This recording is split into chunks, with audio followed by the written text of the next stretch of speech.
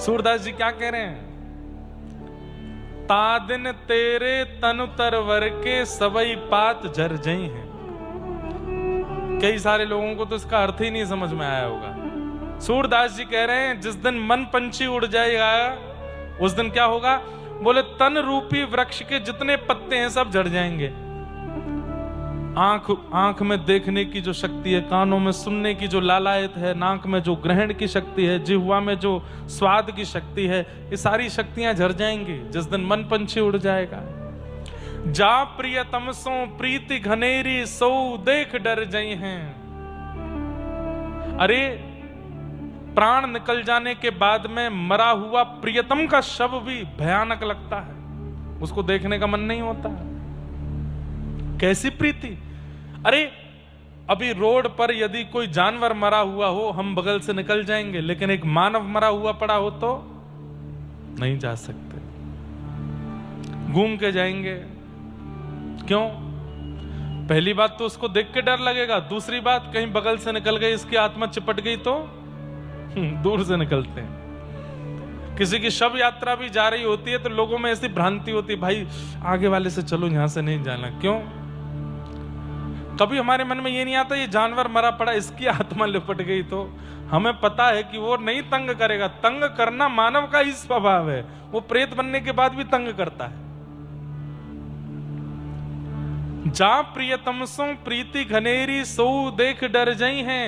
अरे वो प्रियतम जिसके साथ 7 फेरे लिए उसकी मरणासन अवस्था हमको भयानक लगने लगती है, भयभीत लगने लगता है। मरा हुआ प्रियतम भी, वो प्रियतम कैसा? कौन है जिसकी हर स्थिति हमको सुख देती है? केवल गोपाल जी। वो चाहे हमें वृक्ष के पास मिल जाएं, चाहे घर में मिल जाएं, चाहे गली में मिल जाएं, चौबारे मिल जाएं, स्वप्न में मिल जाएं, दिन में मिल जाएं, रात में मिल जाएं, उनसे कभी भय नहीं लग सकता। जिससे कभी भय ना लगे वही तो अपना है। बिन गोपाल को नहीं अपनो, जासों की रति नहीं है। सूरदास भगवंत भजन बिन वृथा सुजन्म गवई। क्यों फालतू में अपना जन्म गवा रहे हो? ठाकुर जी का भजन करो, हर क्षण उनका स्मरण करो। तो संसार मिथ्या है, लेकिन मायावी है, लेकिन हमको सत्य जैसी लगती है। हमें इंपॉर्टेंस लगने लगता है, कमाना है, खाना है, बनाना है। केवल आपको नहीं बोल रहा हूं, मैं खुद को भी बोल रहा हूं ये बात है। लेकिन ये हमको सत्य जैसी प्रतीत क्यों होती है? क्योंकि संसार को बनाने वाले परमात्मा परम सत्य हैं। ऐसे परम सत्य उन परमात्मा को हम प्रणाम करते हैं। सत्यम परम धीमहि, हम सब प्रणाम करते हैं। वो परमात्मा सत्य है, इसलिए सब सत्य सब प्रतीत होता है। लेकिन ये संसार सत्य है नहीं। क्या है? एक प्रकार से संसार एग्जामिनेशन है हम सबका। अच्छा, एक कथा वैसे भागवत जी में आगे आएगी, लेकिन मैं अभी सुना देता हूं। कल मुझसे किसी ने प्रश्न किया, ठाकुर जी ने हमको संसार में भेजा ही क्यों? जब इतना गंदा संसार है, इतना सब कुछ, यहाँ सब कुछ हमारे मन के विपरीत है, इतने कष्ट हमको यहाँ सहने पड़ते हैं, इतनी आपत्ति विपत्ति कष्ट पीड़ा सब देखनी पड़ती है, क्यों भेजते हैं ठाकुर जी हमको इस संसार में?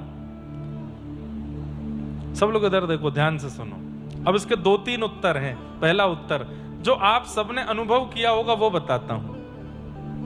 पहली बार जब स्कूल जाते हैं, पहली बार, तो उस दिन हमको अपनी मैया पर यह लगता है कि हे मां, तुझे दया नहीं आती अपने फूल से बालक को स्कूल भेजते हुए?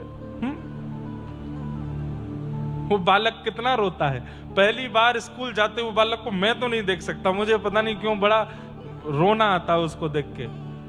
वो पहली बार जाता है, होठ नीचे करके रोने लगता है, आंखों में मोटे मोटे आंसू भर आते हैं, गाल लाल पड़ जाते हैं। जो मां के बगैर एक पल नहीं रहा, वो बेचारा थर्मस गले में लटकाए, वाटर बोतल कमर पे और कंधे पर बैग लटकाए, शूज पॉलिश करके, और जब बस में चढ़ता है अनजान बालकों के बीच में, पहला दिन जब स्कूल जाता बालक कितना घबराता है, अनजान बच्चों के बीच में रोता रहेगा, टीचर्स के सामने रोता रहेगा, मम्मी पास जाना है, माँ के पास जाना है, उसको अच्छा नहीं लगता।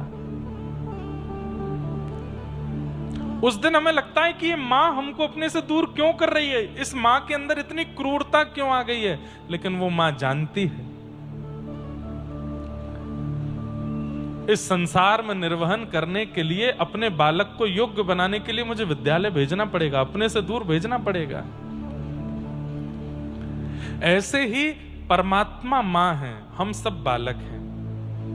हम सबको ठाकुर जी इस सृष्टि में भेजते हैं ताकि हम योग्य बन करके आए, हम श्रेष्ठ बन के आए, अपने मन बुद्धि को इतना पवित्र करके आए कि सूरदास, तुकाराम, नामदेव, मीराबाई, सक्कूबाई, जनाबाई जैसे भक्तों जैसा हमारा पवित्र निर्मल चित्त हो जाए और उस पवित्रता के साथ हम वैकुंठ में निर्वहन करें। पवित्र करने के लिए एक ही स्थान है, ये संसार, यहीं पवित्र हुआ जा सकता है।